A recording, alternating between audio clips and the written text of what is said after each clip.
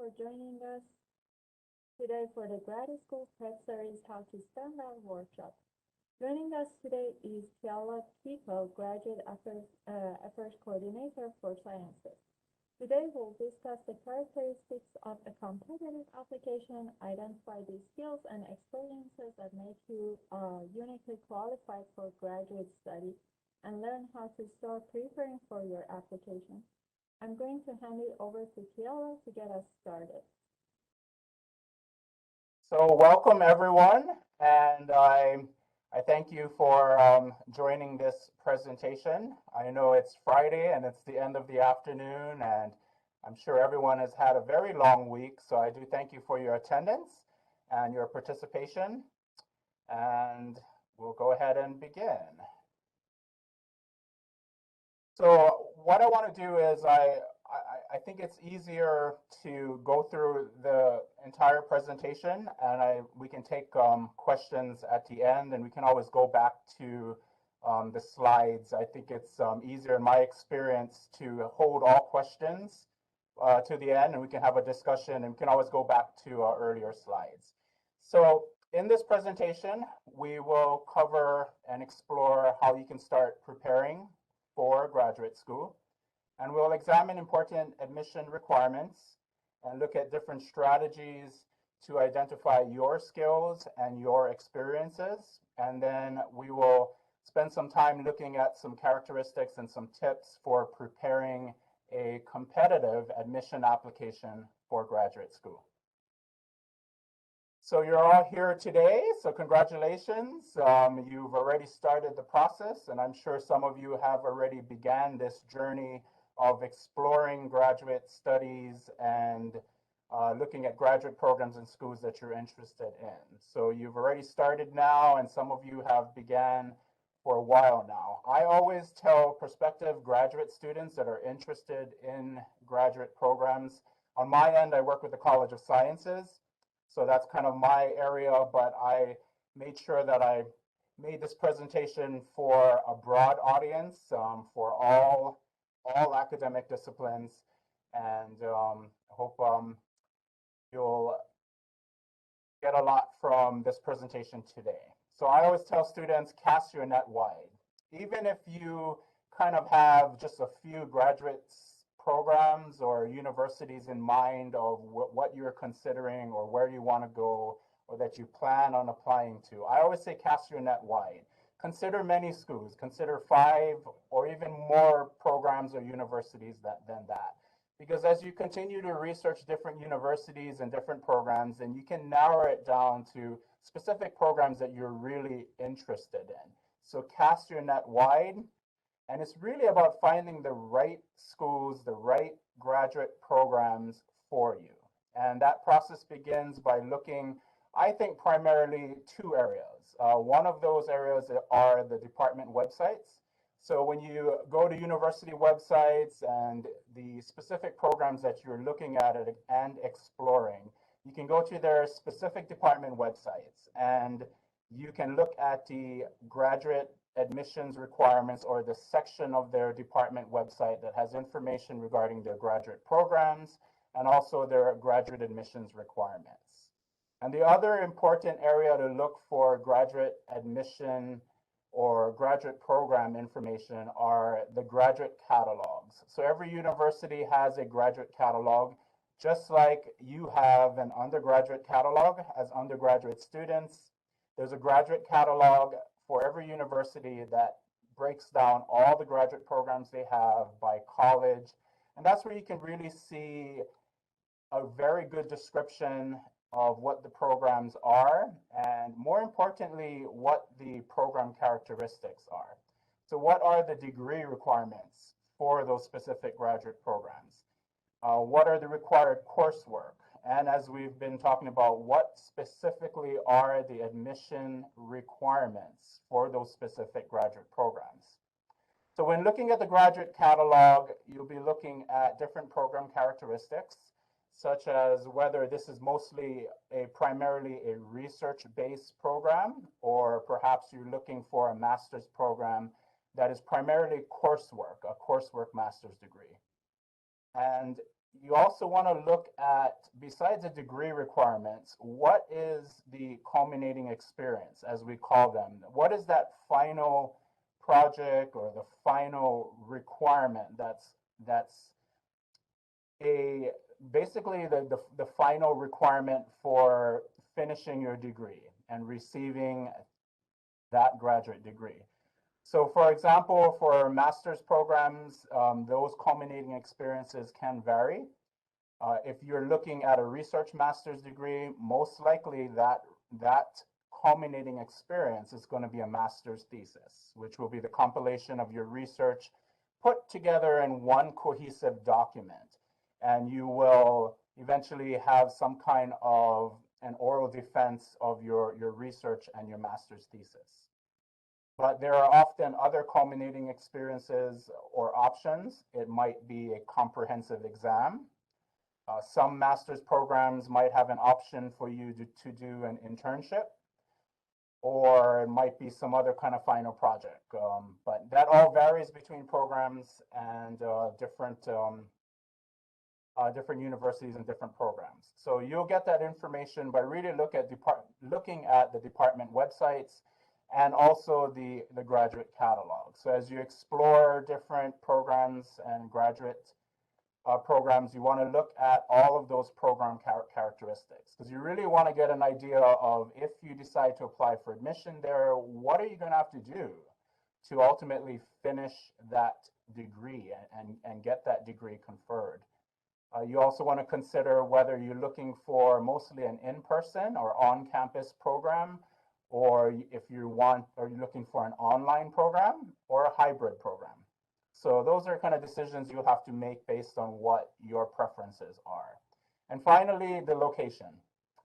So where do you want to go in this country? What state? Or perhaps you're looking at even graduate programs, maybe internationally. So that all depends on your interest. And when you break it down to geographics or geography, what regions of this country that you might be interested in, you're looking at things like climate and location, whether you prefer to be in a big city or you prefer to be maybe perhaps in a more rural area.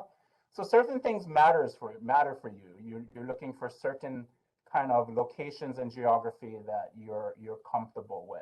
So keep all of those things in mind as you explore graduate programs. So next I want to move on to admission requirements. And we're going to go over some of the general or basic admission requirements.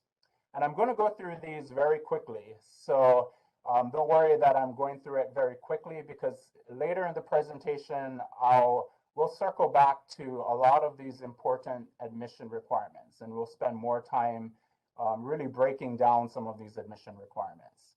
So the first admission requirement you're looking for are the admission deadlines, and this varies within universities and programs. Are you looking for applying for matriculation in the fall semester or spring semester? Or perhaps some programs might have also a summer matriculation. So you'll have to pay attention to those things and look at what the admission deadlines are, so you can plan accordingly what your timeline will be, because you have to plan ahead before preparing your admission application. As we continue throughout this presentation, you'll see a lot more requirements and why you need to plan early and start early. So admission deadlines. The other requirement that graduate programs require are transcripts. They will have minimum GPA requirements.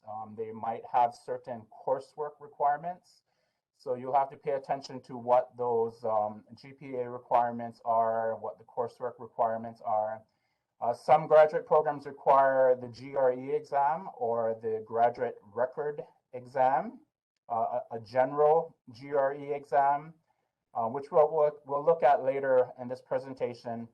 And depending on how competitive that university or program is that you are applying to, they may even have subject GREs, specific subject GREs, where they may require both. You might have to take the general and the subject GRE. Perhaps you're applying to a graduate program in psychology or business or in biology, and some programs may require a subject GRE.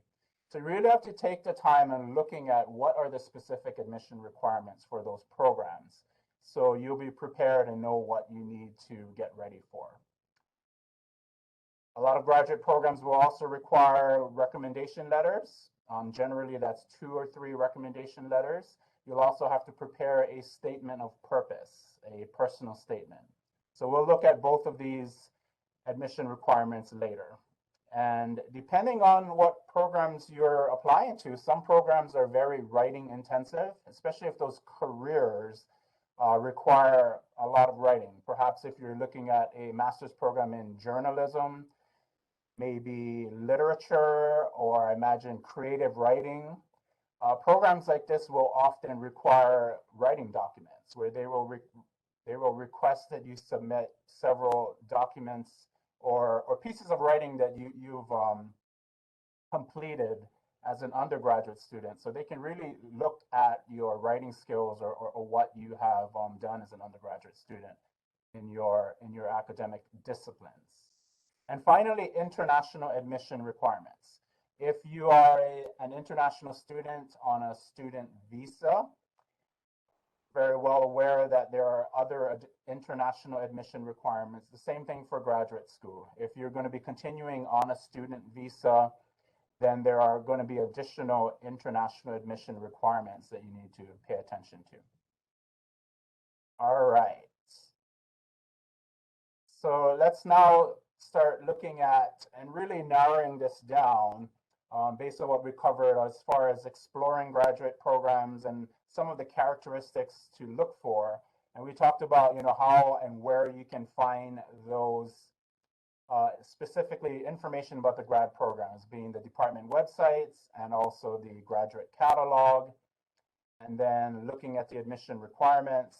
And the next thing you want to start preparing is you really want to start doing a self-assessment of yourself. And that starts with building your resume or really expanding that into a curriculum vitae or a CV for short.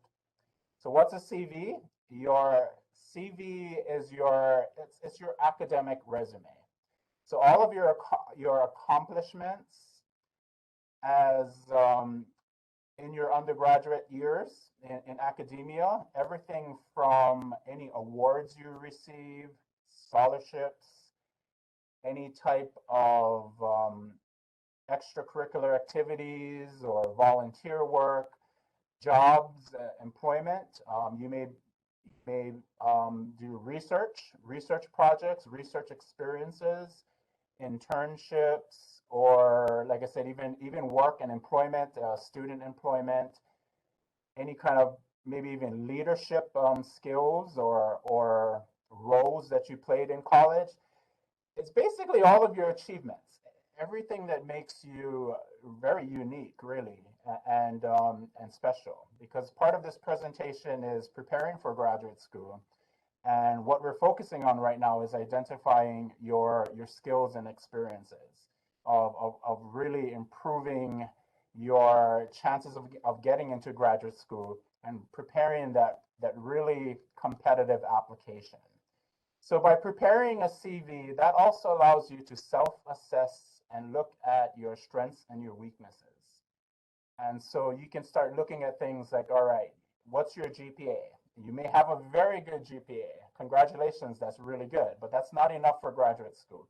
Even if you have a 3.7, 3.8, or a higher GPA, that does not mean you will automatically get into graduate school. It's a lot more than that. The GPA requirement is one admission requirement. As we've mentioned, there's lots of admission requirements that programs will be looking for. So this gives you an opportunity to look at your GPA, and you can start looking at, do you have to boost your GPA? If that's the case, if you feel your GPA is not really going to be competitive enough for graduate school based on the programs you're looking at, then you need to kick it into fifth gear. And you need to start doing better in your classes. You need to study harder and boost that GPA and get better grades. You may need to look at grade discrepancies, perhaps, that you didn't do very well in, and decide whether you want to repeat courses. That all depends on programs that you'll be applying to, and you'll ultimately have to make that decision on your own. I will basically say, and what I tell my prospective graduate students that I meet with on my end, which is, of course, like I said, the College of Sciences, I always say what really matters for our admissions committees, when our admissions committees look at transcripts, they're of course going to be focused on the courses that are in the program or the discipline that you're applying to. So if you're applying to a graduate program in physics or maybe mathematics, that's on that grad program, those are the core classes or the upper division courses that are most important to them that they're going to be looking at. So perhaps if you have some grade discrepancies in some extracurricular activities or electives, might have been early in your years, your first semester, your first year of college, and you really just might have not been too prepared yet for college. You're young, it was early, you wasn't really ready or prepared for college. You might not have done too well your first year, or you had a bad semester for whatever reasons. But it might not be necessary for you to repeat classes. If it's not really pertinent or important to that grad program, it might not be necessary. But you'll have to make that decision on your own. Another thing that you can consider that I'm going to throw out there is taking a graduate course or graduate courses as an undergraduate student. Now, keep in mind for this is certainly not a requirement. I'm throwing it out there as a possibility. And you'll have to make this determination on your own if you feel you're ready and you're up for the challenge to taking a graduate class. If you decide to do that, you can go to the graduate college's website and go to the student information section. Under student forms, you will see an undergraduate form to enroll in, permission basically to enroll in a graduate course. It's an electronic form. You open up the form and you'll see what the requirements are for an undergraduate student to get permission to enroll in a graduate class. We're not going to go over that form of the requirements. You're able to find and search for that form on your own, and you can look at what those requirements are if you decide to think about that. There's a very important caveat I want to throw out there. If you decide to take a graduate course as an undergrad student, you need to be confident that you can do well and that you have the time that to really put in the effort in that semester. Because the last thing you want to do is struggle and do poorly in a graduate course, and worst case scenario, you end up failing that graduate course. It's not going to look good on your transcript. And so you don't want to do anything to hurt your chances of graduate admissions. I'm just throwing that out there as something you might want to consider to probably enhance your transcripts. If you're confident you can do well, something to consider, because if you take a graduate course and it's on your transcript and you end up getting an A in that course or doing very well, admissions committees will look at that and say, oh, look, this undergrad student took a graduate course or graduate courses, and it's obvious they're capable of doing that. But like I said, that's not a requirement, and you only want to do that if you really are up for the challenge. And as we talked about the GRE exam preparation, only you know what your skills and experiences are, so you know how good of a test taker you are. Many of you have taken the SATs, ACTs for undergrad admissions, so you know how you do on these kind of aptitude exams. The general GRE exam basically has three components. There's a verbal section, quantitative, critical thinking, and writing.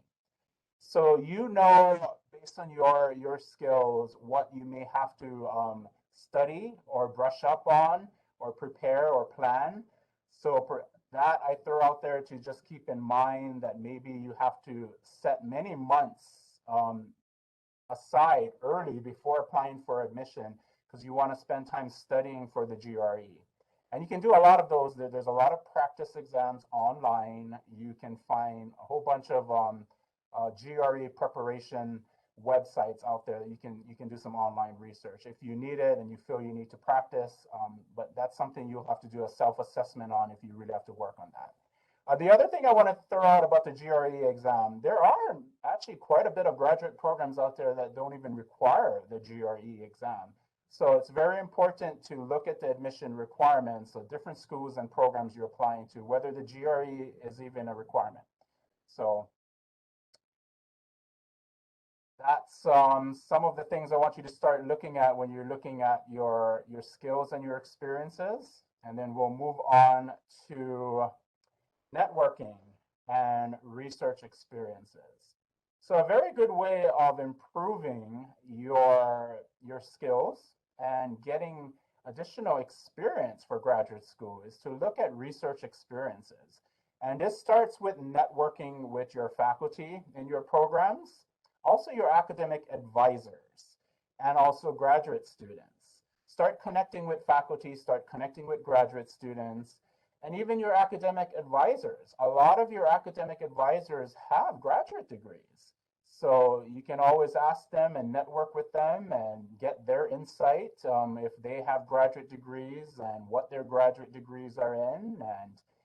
And as far as graduate students, a lot of our grad students here, as you very well know, they teach labs. Some graduate school students even teach actual lecture courses. So when you meet graduate students, it's an opportunity for you to connect with them and get their insight about, talk to them about, how did they spend their time exploring graduate programs and how they decided on making their choices on what graduate schools and programs that they apply to.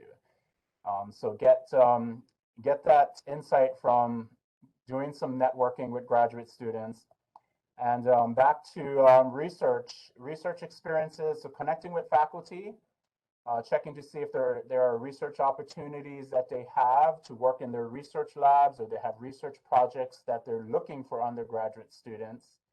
Also graduate students, at least in sciences, I can speak on the sciences part, our grad students recruit undergrad students quite often to help them with their research. So you really got to do a lot of networking and really communicating and connecting with faculty, grad students. Check your academic advising centers for information about opportunities with research. Also, the Office of Undergrad Research. If you didn't already know, we have an Office of Undergraduate Research that check out their website.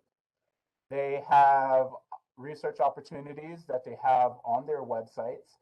They also conduct workshops and classes, presentations for students that are interested in undergrad research opportunities. And finally, social media. If you're active on social media, follow your academic advising center. Follow the Office of Undergrad Research. They often advertise or send out notices on research opportunities. So a couple of tips about undergraduate research I just do want to mention for those of you that are exploring or need to look for research opportunities. Of course, this all depends on the programs that you're applying to. In some fields, it's maybe very critical that you do get some undergrad research experience. Some of the programs we have in sciences, it is more important in biology and chemistry and biochemistry and geoscience in my college that undergrad students are mostly expected to have some kind of undergrad research experience when they apply for admissions, because their admissions committees want to see that you've had some experience, and they'll be looking for that on your personal statement and on your CV. In some programs, some master's programs, it might not be much of a requirement. So you have to make that decision on your own whether you need to seek out research experiences. As you do that, like I said, start early. It takes time. It's not very easy. These research opportunities are not just going to fall in your lap. So you have to be persistent. It takes time. You might get a lot of no's when you network with faculty or grad students. You might be told a lot. It's like, unfortunately, my research lab is full. We have already the research, undergrad research students, all that we can handle at this moment. Or they just might not be looking for someone maybe that time that you're asking. So be persistent. You may have to ask a lot of faculty or grad students. And sometimes you can always ask them if they can recommend another faculty member that has some opportunities for you, and they can seek or contact them. Finally, if you do get a research opportunity as an undergrad student, I always tell prospective students, be sure to give it your all and be fully committed. It is a privilege and not an entitlement. It's a big difference. It is a privilege to get a research opportunity, because there's only so much to go around, and so there's a lot less than the demand for it. So if you get a research opportunity, it is a privilege. So be sure to give it your all, be fully committed. And also you have to do some self-reflection. I know sometimes students are very busy, not just with school, but with life, everything that they have going on. You may be working full time. So you really have to decide, do I have much time and hours to commit to undergrad research in that semester or wherever you're looking at? So only seek out research opportunities if you really can give enough time of a commitment and really be fully committed to that research project. So keep all of that in mind as you consider looking at research opportunities. Other than research, research isn't everything. You can also look for internships. If you have already completed internships, or I should say, even if for those of you that are already in research and you have research experience, congratulations, that's awesome. Continue doing your research as long as you can, but research isn't everything. You can also look for internships. And I'm just going to quickly go over areas to find internship opportunities. And some of these are pretty straightforward. You might have already done this. But obviously continue networking with faculty, your academic advisors, and maybe even grad students as well of internship opportunities that are available. You can also look at your academic advising websites. They might already have internship opportunities posted on their websites. Many programs might have a faculty member that, as part of their service, they coordinate internship opportunities for their undergraduate students. So look for internship coordinators if your program or discipline already has that. And then once again, social media, follow your academic advising center, follow your college social media account as well, and opportunities may be announced about internship opportunities, and the same with research as I discussed. And finally, you can always reach out to the community, the businesses or the organizations that have jobs that you're interested in. Check their websites or contact them. Maybe they have internship opportunities for graduate students.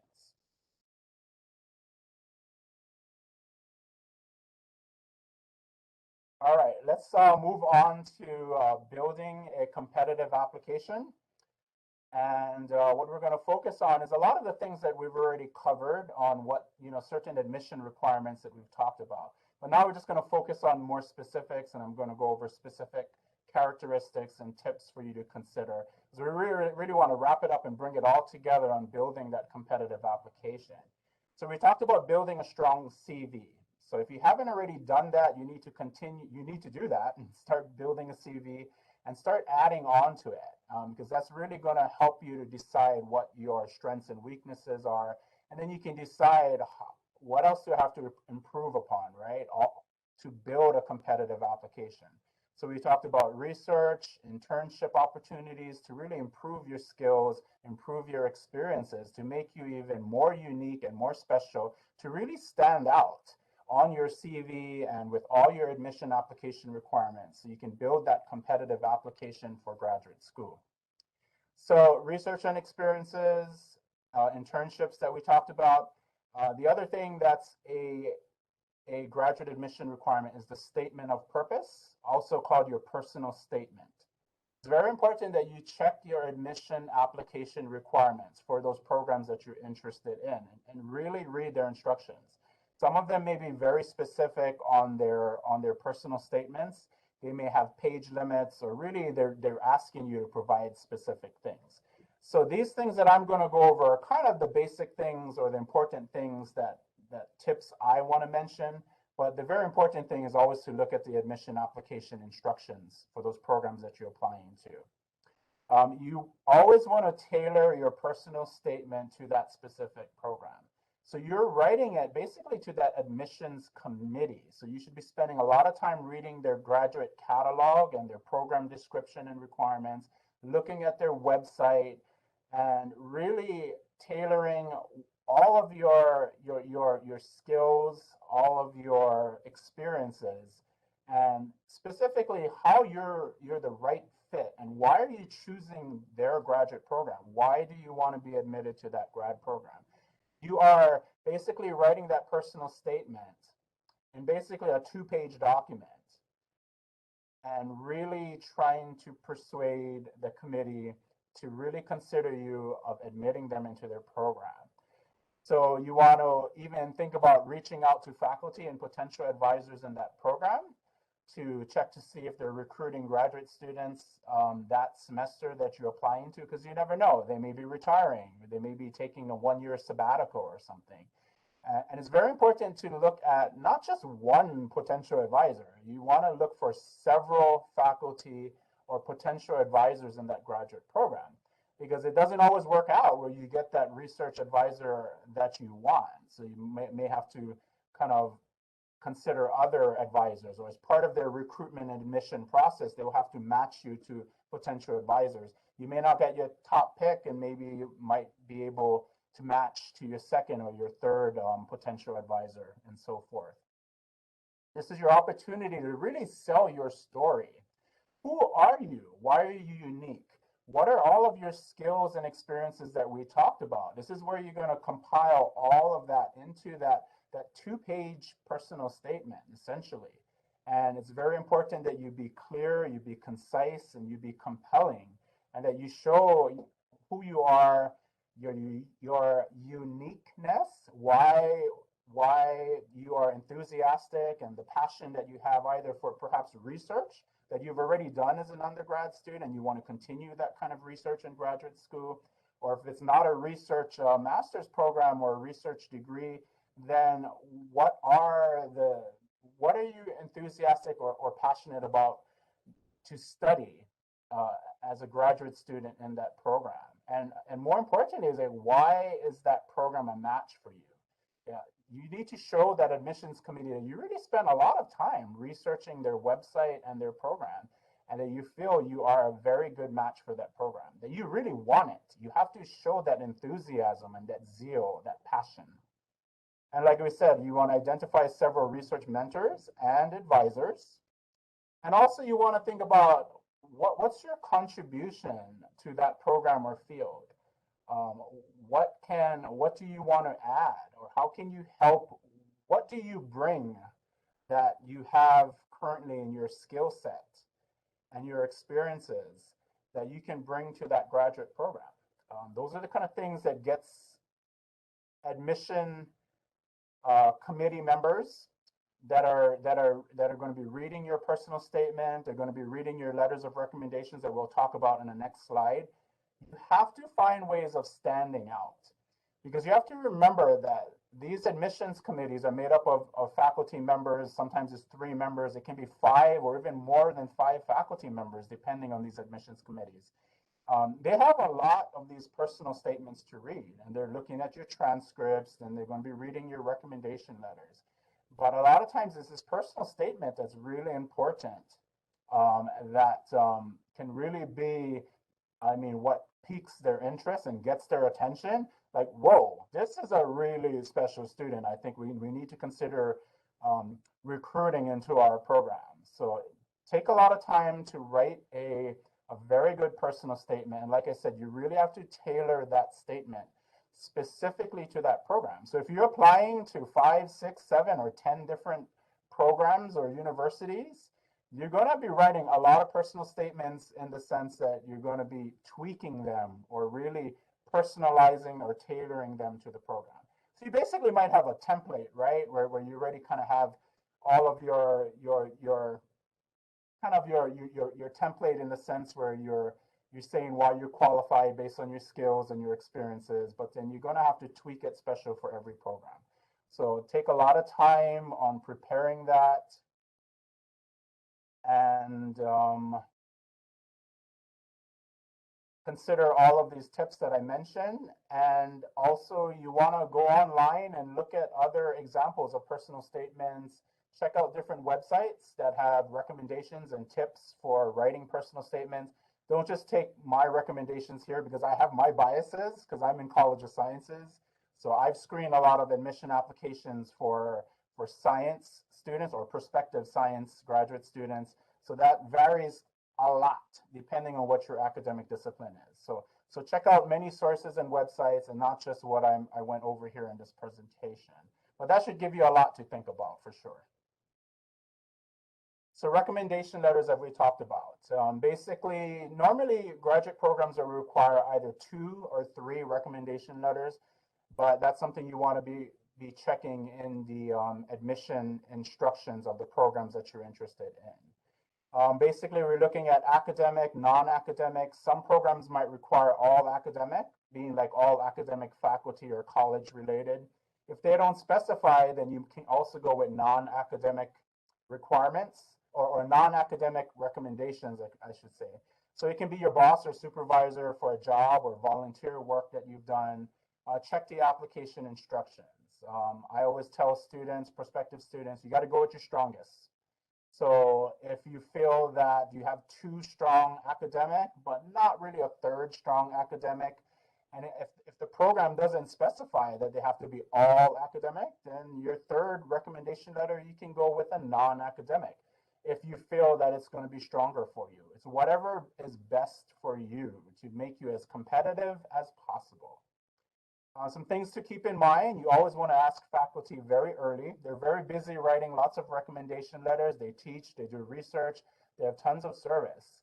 So you never want to spring this upon them. It's like, hey, can you write me an admission letter? And oh, the deadline's in 2 weeks. I would say at minimum, give them 2 months, but maybe even more than that. The whole part is you're planning early, starting early, you're creating an admission timeline so you're ready. And you want to ask faculty if they can write you recommendation letters very, very early.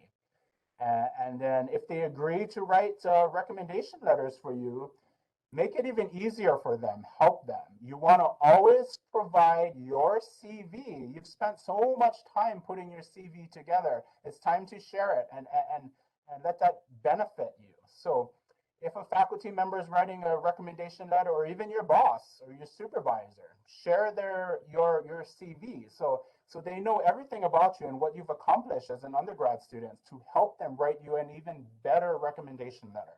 And you also want to share your personal statement with them. You should have that written before asking people to write recommendation letters for you. So they can read your personal statement, they know what school and programs you're applying to.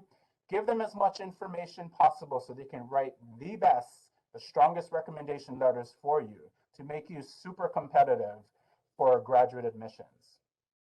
The final thing I want to talk about on your competitive application as far as the recommendation letters, the last thing I want to note on is to follow up. So when you do start applying for admission and you start submitting your admission applications or putting together your admission applications, don't feel hesitant to follow up with graduate coordinators, admissions coordinators, or some programs, if they're a very large graduate program, they may have like a whole admissions team or office devoted toward admissions. So that information is usually always available, of course, on their website and maybe even in the graduate catalog.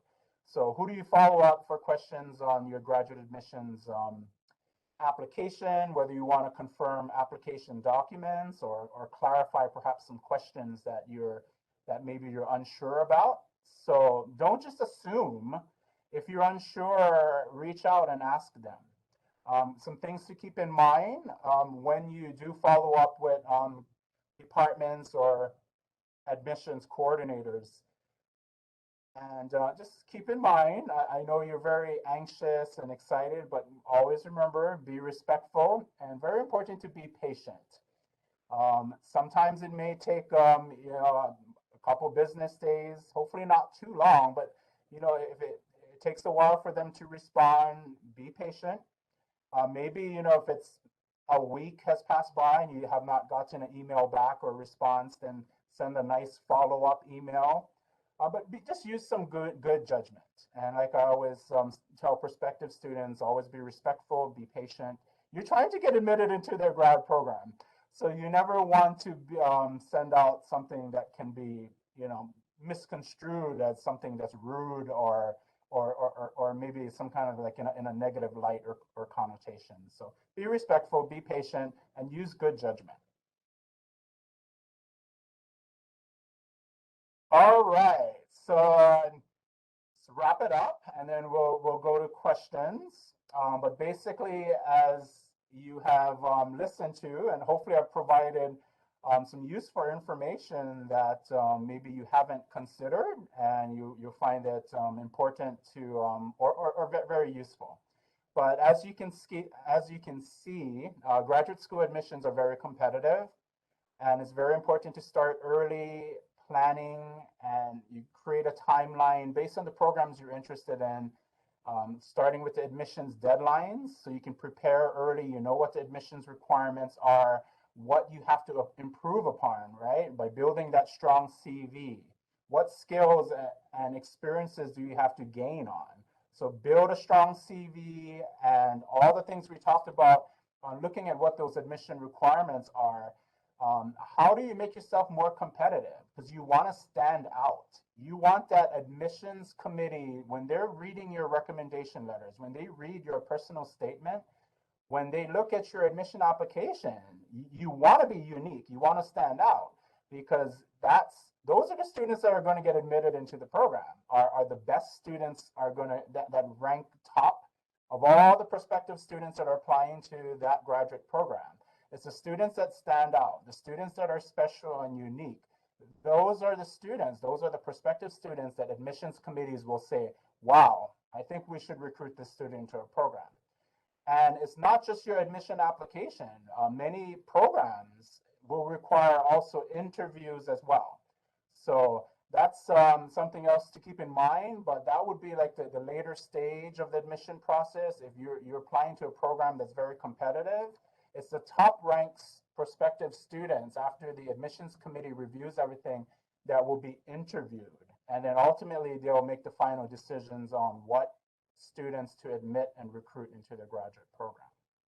As I have mentioned before, keep networking.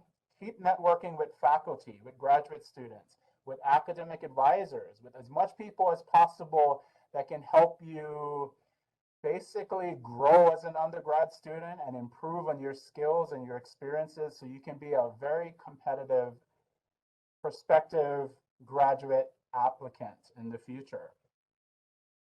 Don't just take my presentation and what I'm presenting. I have my biases. Like I said, working in the College of Sciences, I have basically this is my perspective. So you want to check multiple sources.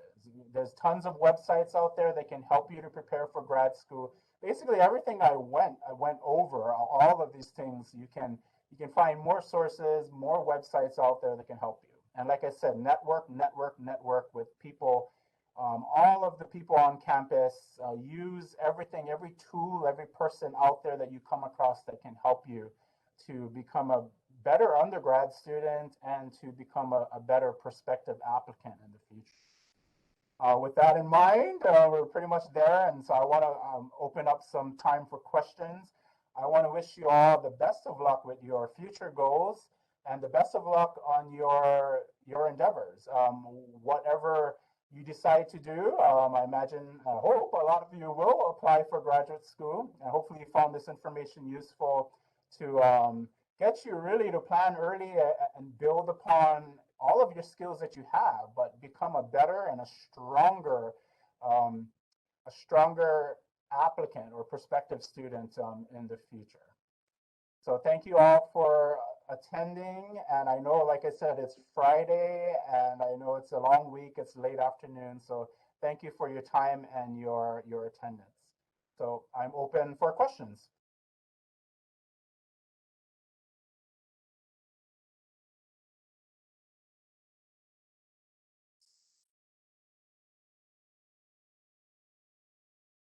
Any in the chat box, or if anybody wants to chime in, jump in. And I sometimes find useful, rather than just asking for open questions, we can always go back to, not the beginning, but let me go back to perhaps We'll start with admission requirements. Questions on some admission requirements?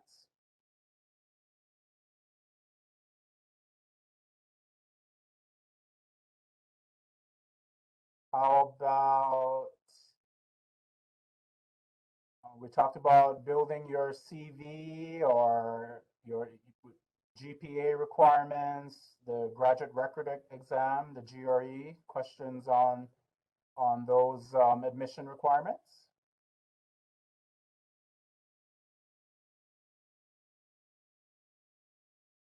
What about research experiences or any questions on that slide?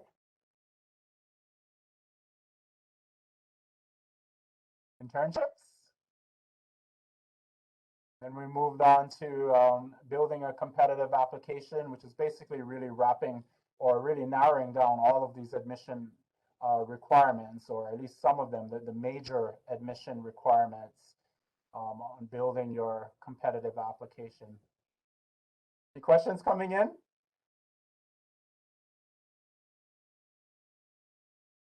Or feel free to jump in and chime in at any time. Yeah, and I don't think there are questions in the chat.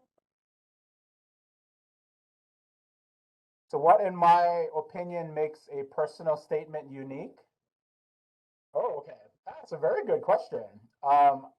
For me, I really, I guess because I like storytelling, I really like to see something personalized. You know, it starts off when I'm looking at when I first start reading a student's personal statement, is really the introduction. Are they getting my attention? I mean, is it something unique that jumps out, something that's a little different that gets my attention?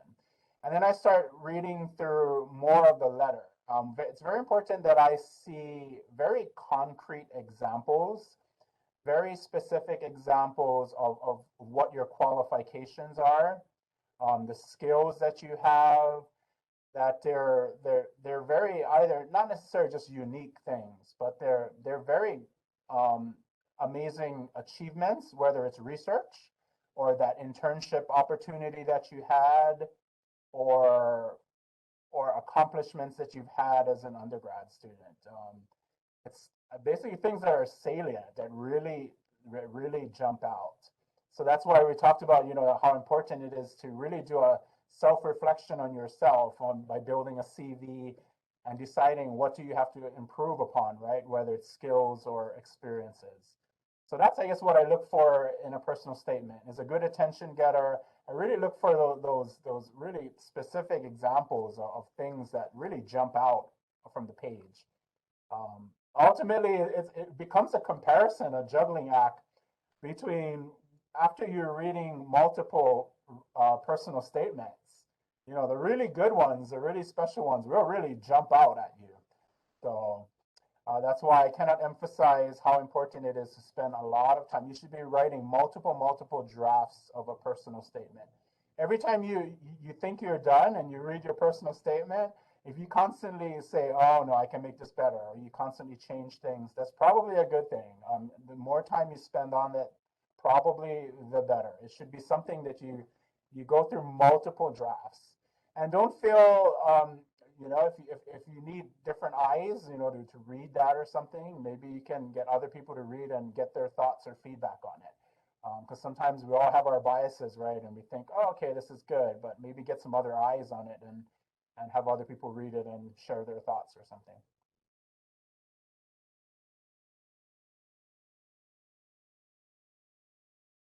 Any advice on common mistakes? Oops, can we go back on that, or read the question? Let me see if I can find it.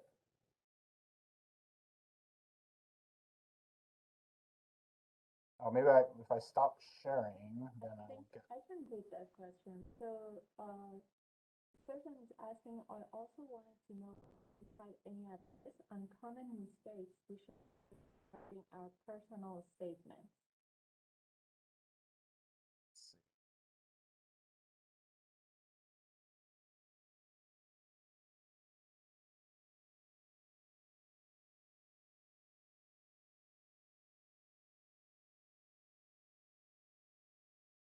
And this, and I can actually check the questions.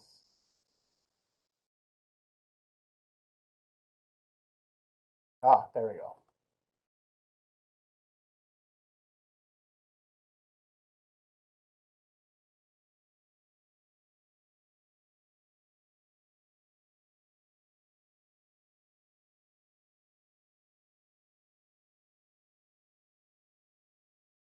Trying to get to the chat box so it has the oh, there we go.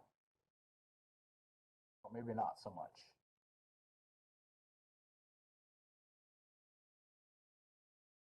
Hey, can you hear me, Carla?